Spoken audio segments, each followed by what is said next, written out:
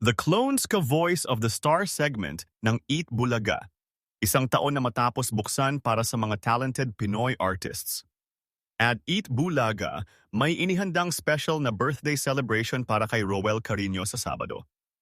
Isang taon na nga po ang nakalipas ng magbukas ang entablado ng The Clones sa Eat Bulaga para sa mga talentadong Pinoy singers na may kakayahang gayahin ang boses o kaya naman ay may natural ng pagkakahawig sa boses ng mga sikat na mga awit sa lokal man or international.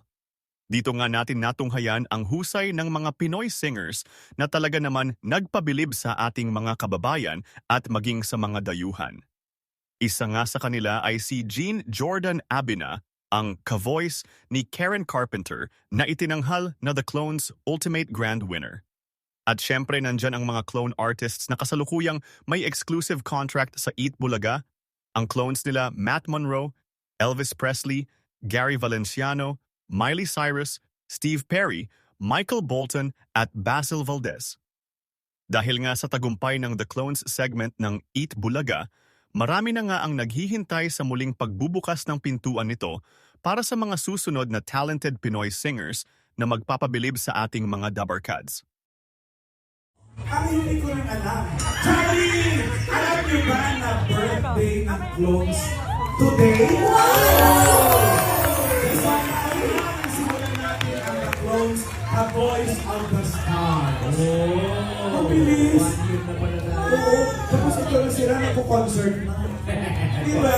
Congratulations! Oh, 1 year ng Clones? Yes, Joe! Closing naman ng Clowns. Eh, birthday ng bunso eh. Bunso na Clone birthday.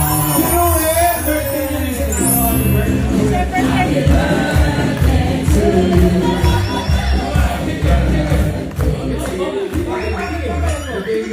Marco, pinakamaganda niyan, mag-birthday celebration tayo bukas para kayo. Wow! Iiyak ang bata! Hindi, para sa alam mo.